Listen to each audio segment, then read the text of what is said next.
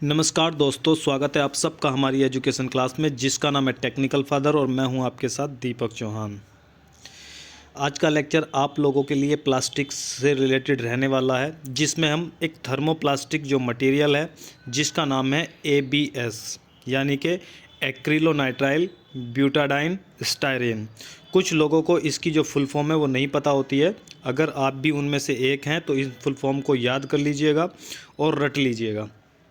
तो चलते हैं अपने लेक्चर की तरफ। जितने भी लेक्चर हमारे आते हैं, अगर आप लोगों ने वो अभी तक नहीं देखे हैं तो टेक्निकल फादर की जो प्लेलिस्ट है, आप यूट्यूब पे जाओगे, टेक्निकल फादर सर्च करोगे और उसमें जब आप क्लिक करते हो तो आपको एक प्लेलिस्ट मिलती है। वहाँ पर अलग अलग कैटेगरी के फ़ोल्डर बने हुए हैं। जिस कैटेगरी की भी वीडियो आप लोगों को देखनी है वही आप लोगों को क्लिक करनी है और वहाँ पर जाकर उसे वॉच कर लेना है। तो चलते हैं अपने लेक्चर की तरफ। ABS what is ABS?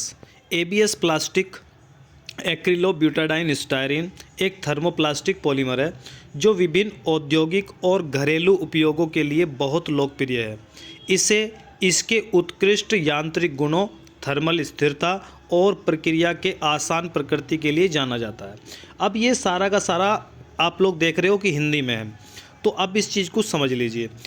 इसे जो एक तरीके से वर्सेटाइल इसे बोला जाता है, इसकी कुछ प्रॉपर्टीज़ होती हैं जिसके लिए इसे जाना जाता है। पहली जो प्रॉपर्टी इसकी होती है उसे हम बोलते हैं मैकेनिकल प्रॉपर्टी। मैकेनिकल को हिंदी में यांत्रिक बोलते हैं। तो ये मैकेनिकल प्रॉपर्टी इसकी क्या होती है? एक्सीलेंट होती है, बहुत ज़्यादा अच्छी होती है। इसी के कारण इसे ऑटोमोबाइल सेक्टर में बहुत ज़्यादा पसंद किया जाता है और जो कार वगैरह होती है उनमें इसका यूज़ बहुत ज़्यादा किया जाता है। सेकंड जो इसकी प्रॉपर्टी होती है जिसके लिए ये जाना जाता है उसे बोलते हैं थर्मल स्टेबिलिटी। ठीक है, थर्मल स्टेबिलिटी का मतलब मैंने कई वीडियो में आप लोगों को बताया है।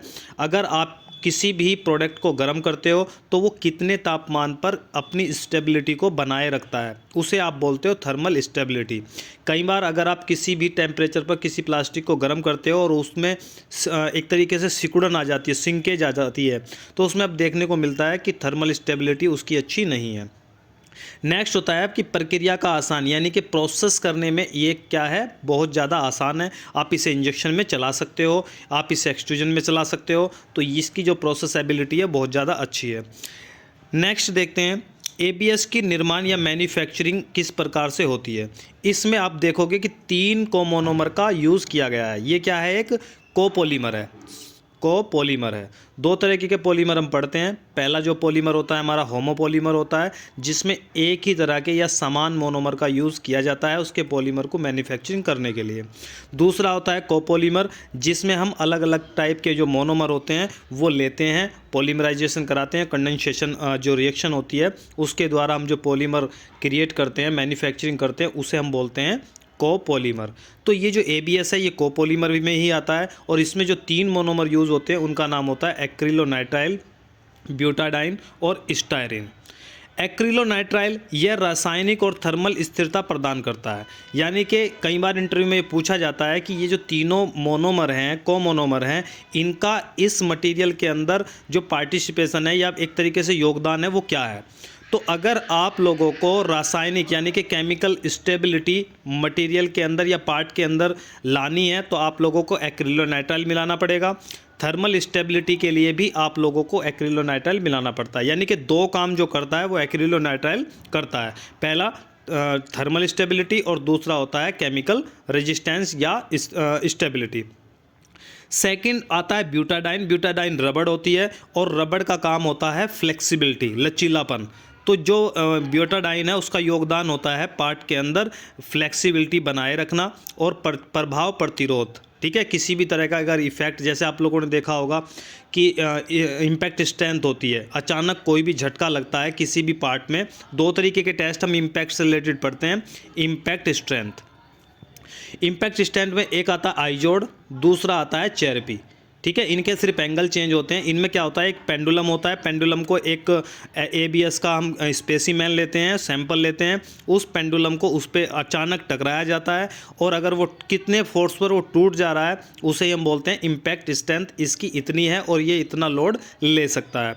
तो इसे ही बोलते हैं प्रभाव प्रतिरोध, यानी कि अचानक जो झटका लगता है वो कितना जो लोड है वो बियर कर सकता है, उसे बढ़ाने के लिए हम ब्यूटाडाइन की मात्रा इसमें बढ़ा देते हैं। नेक्स्ट है स्टायरीन। यह एबीएस को कठोरता और चिकनी सतह प्रदान करता है, यानी कि अगर एबीएस से जो रिलेटेड पार्ट है, मैन्युफैक्चरिंग किया गया पार्ट है, उसमें अगर आप लोगों को कठोरता बढ़ानी है, रिजिडिटी बढ़ानी है, हार्डनेस बढ़ानी है, तो आप लोगों को स्टायरीन पे काम करना पड़ेगा। अगर उसकी जो ग्लॉसी प्रॉपर्टी बढ़ानी है, स्मूथ जो सरफेस होता है, अगर वो प्रॉपर्टी बढ़ानी है तो आप लोगों को स्टायरीन पे काम करना पड़ेगा। तो इससे रिलेटेड जो भी क्वेश्चन पूछे जाते हैं वो आप इन तीनों को इंटरव्यू के पर्पज से याद कर सकते हो और लिख सकते हो। एक क्वेश्चन और भी इंटरव्यू में पूछा जाता है, एबीएस काफ़ी ज़्यादा पूछा जाता है, तो आप लोगों को वीडियो अंत तक देखनी है ताकि आप लोगों को इंटरव्यू से रिलेटेड सारे क्वेश्चन मिल सके। इन तत्वों को पॉलीमराइजेशन प्रक्रिया द्वारा मिलाया जाता है जिससे एबीएस का निर्माण होता है। इसे इंजेक्शन मोल्डिंग, एक्सट्रूजन और थर्मोफॉर्मिंग जैसे प्रोसेस के द्वारा मोल्डिंग किया जा सकता है। नेक्स्ट हम देखते हैं प्रॉपर्टी ऑफ एबीएस। जो एबीएस मटेरियल है उनकी प्रॉपर्टी, किन प्रॉपर्टी के लिए इसके जो ऑटोमोबाइल सेक्टर में ये यूज़ किया जाता है। एबीएस प्लास्टिक की कुछ प्रमुख विशेषताएं, मजबूती और लचीलापन। ये क्या होता है, मजबूत होता है, स्ट्रॉन्ग होता है और फ्लेक्सिबल होता है। एबीएस में उच्च प्रभाव प्रतिरोध और यांत्रिक शक्ति होती है, यानी कि इसकी मैकेनिकल प्रॉपर्टी अच्छी होती है और जो मैकेनिकल स्ट्रेंथ होती है, इम्पैक्ट स्ट्रेंथ है, वो भी अच्छी होती है।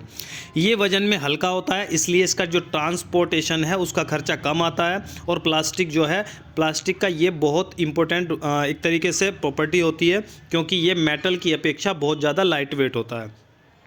थर्मल स्टेबिलिटी, यह उच्च तापमान को सहन कर सकता है, यानी कि ज़्यादा टेम्परेचर पर भी इसका यूज़ आप कर सकते हो। सतह की गुणवत्ता, जो सरफेस की क्वालिटी होती है, इसकी सतह चिकनी और चमकदार होती है जो इसे सजावटी वस्तुओं के लिए उपयुक्त बनाती है। प्रोसेसिंग में आसानी, इसे आसानी से मोल्ड किया जा सकता है, इसीलिए आप लोगों ने देखा है कि इंजेक्शन मोल्डिंग में जो मैक्सिमम पार्ट हैं वो इसके द्वारा बनाए जा सकते हैं। ऑटोमोबाइल सेक्टर में तो काफ़ी ज़्यादा इसका यूज़ होता है। रासायनिक प्रतिरोध, यानी कि केमिकल रेजिस्टेंस, आप इसे इंग्लिश में बोल सकते हो केमिकल रेजिस्टेंस, यानी कि जितने भी केमिकल होते हैं उनसे जो इसकी प्रतिरोधक क्षमता है वो बहुत ज़्यादा अच्छी होती है, इसीलिए इसका यूज़ किया जाता है। यह अधिकांश रसायनों, तेलों और उच्च तापमान का सामना कर सकता है। एबीएस प्लास्टिक के उपयोग, यानी कि एप्लीकेशन हम इसकी पढ़ लेते हैं कि क्या क्या इससे बनाया जा सकता है, इसका जो यूज़ है वो किस किस फील्ड में किया जा सकता है।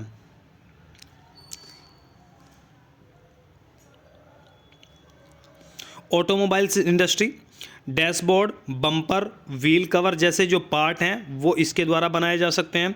हल्के और मजबूत उपकरणों के लिए भी इसका यूज़ आसानी से किया जा सकता है। परसेंटेज ऑफ ईच मोनोमर, ये इंपॉर्टेंट, बहुत ज़्यादा इंपॉर्टेंट क्वेश्चन है जो इंटरव्यू में पूछा जाता है। यानी कि जब आपसे एबीएस के बारे में पूछा जाता है, फुल फॉर्म पूछी जाती है और आप लोगों से मोनोमर के बारे में पूछ लिया जाता है। अगर और भी डीपली क्वेश्चन, अगर आप इंजीनियर के लिए जाते हैं या फिर असिस्टेंट मैनेजर के लिए जाते हैं, फिर मैनेजर के लिए जॉब के लिए जाते हैं, तो ये क्वेश्चन आप लोगों से पूछा जाता है कि जो ये मोनोमर होते हैं ये कितने कितने % जो होते हैं वो मिक्स किए जाते हैं एक पॉलीमर को बनाने में या एबीएस को बनाने में।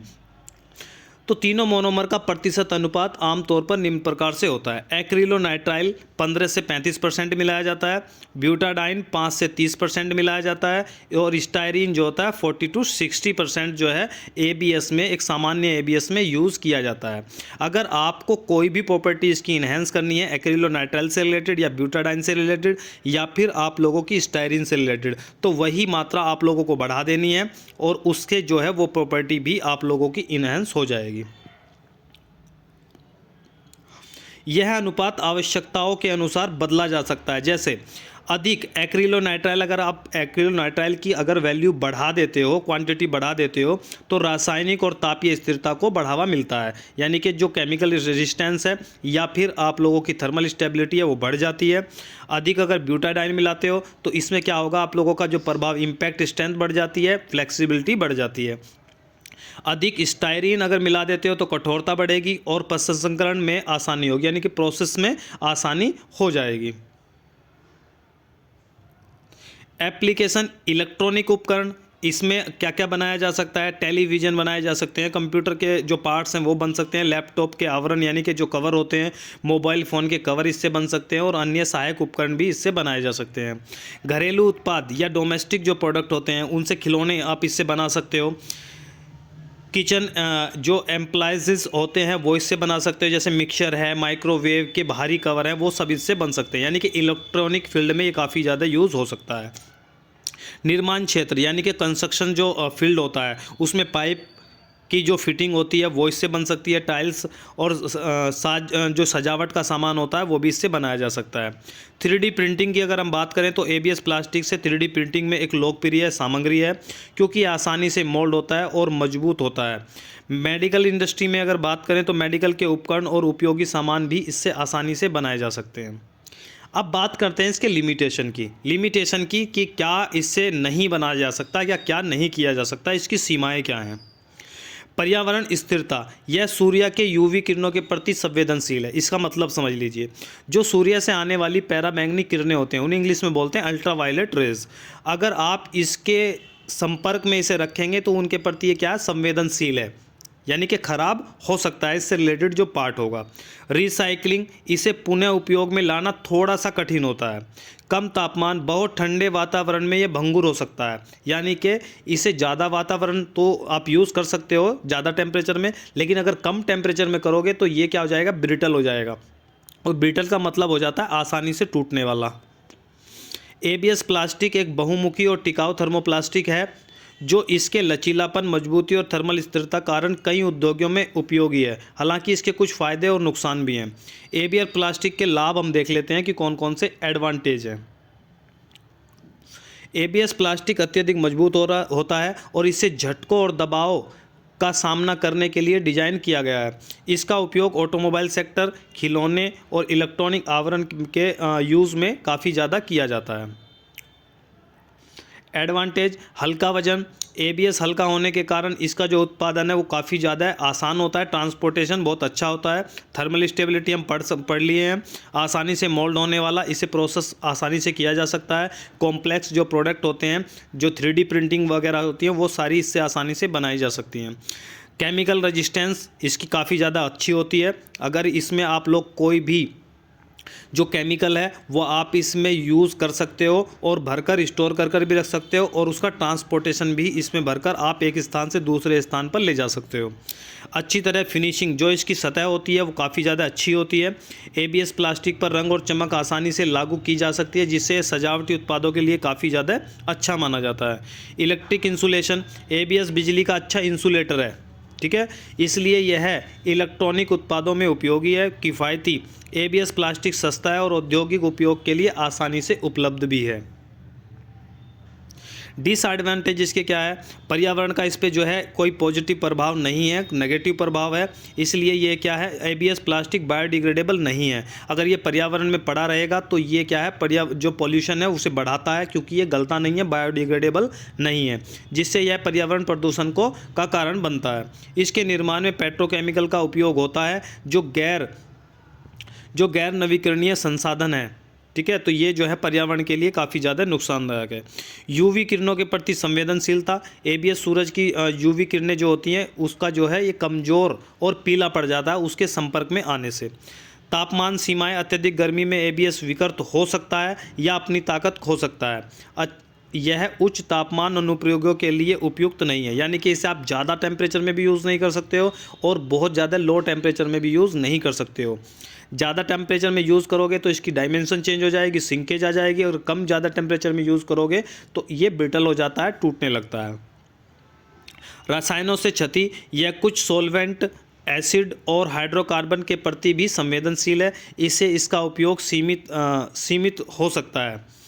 भंगुरता, ब्रिटल, बहुत ठंडे वातावरण में ABS भंगुर हो जाता है, टूटने की संभावना होती है। रिसाइकलिंग में कठिनाई, ये जो है बहुत जल्दी इसे रिसाइकलिंग आप आसानी से नहीं कर सकते हो, जिसके लिए आप लोगों को बहुत ज़्यादा हाई टेक्नोलॉजी की यूज़ करना पड़ता है इसे रिसाइकलिंग करने के लिए। अब इसका कंक्लूजन देखते हैं, निष्कर्ष क्या निकलता है। निष्कर्ष में हम देखते हैं एबीएस प्लास्टिक अपनी मजबूती, लचीलापन और बहुउद्देशीय उपयोगों के कारण विभिन्न उद्योगों में लोकप्रिय है। हालांकि इसे पर्यावरणीय और तापमान संबंधी चुनौतियों के कारण विवेकपूर्ण तरीके से उपयोग करना चाहिए।